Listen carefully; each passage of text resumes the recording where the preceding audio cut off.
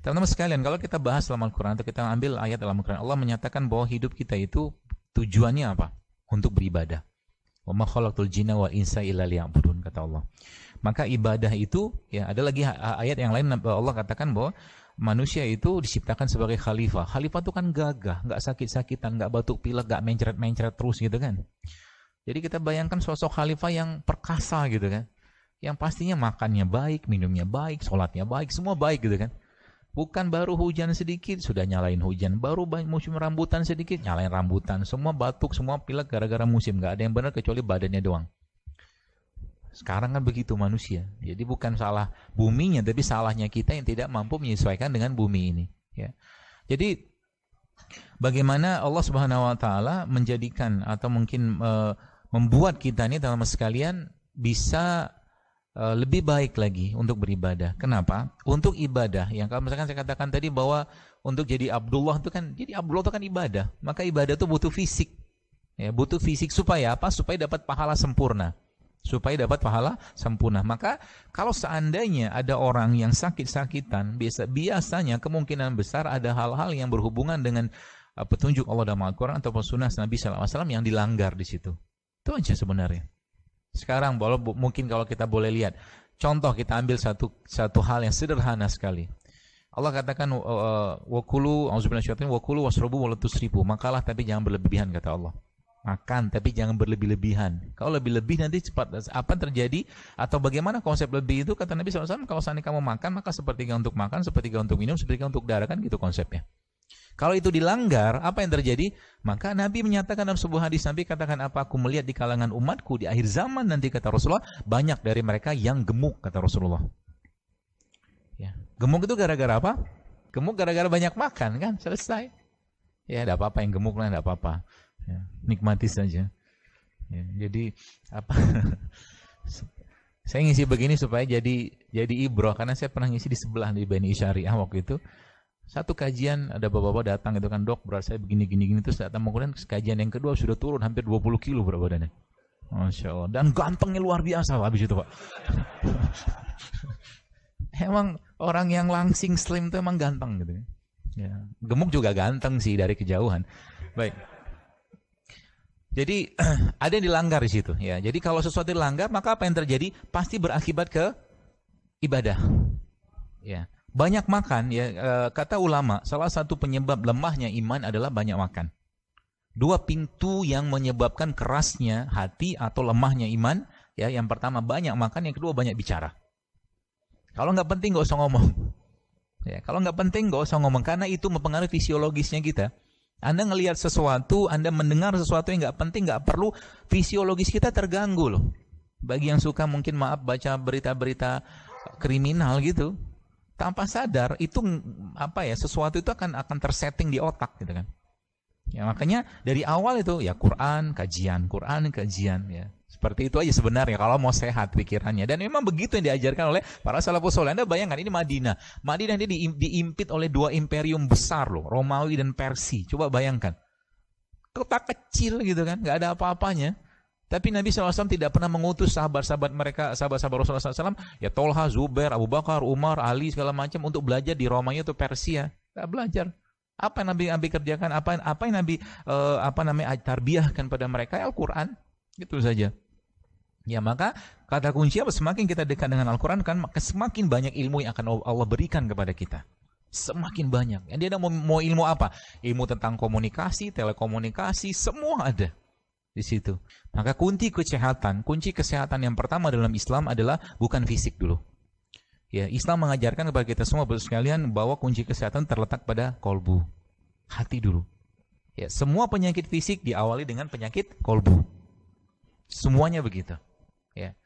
Baik, bagaimana kita membahasnya? Penyakit kolbu itu secara kalau digambarkan panjang lebar banyak, tapi dua yang jadi titik kuncinya adalah kalau nggak syubhat syahwat itu aja. Orang banyak makan misalkan syubhat atau syahwat nafsu kan, gitu.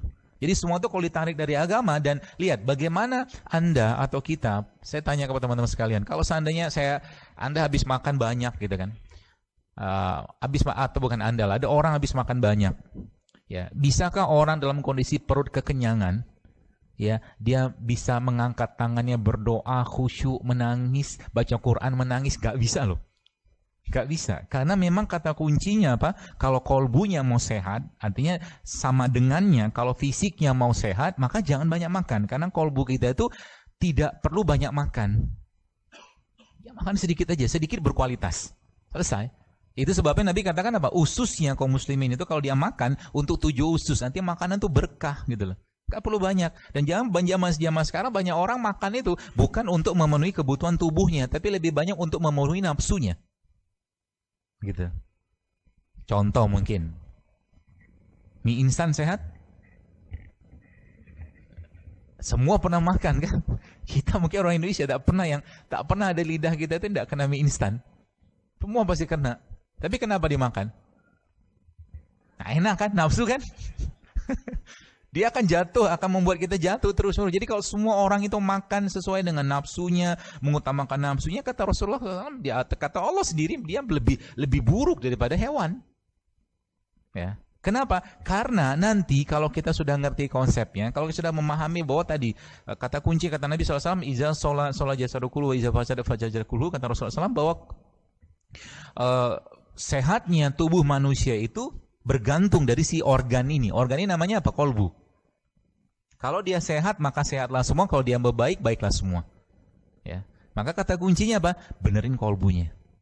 Kalau mau sehat. Sehingga nanti kalau sudah kayak begitu, tingkatannya begitu, Anda atau kita tidak akan perlu banyak makan sedikit, insya Allah berkualitas, sudah cukup. Ya. Buktinya apa? Buktinya di Ramadan kita nggak banyak makan. Kayaknya sih begitu. Meskipun saya belum yakin juga, karena Ramadan malah justru inflasi kita paling tinggi kan.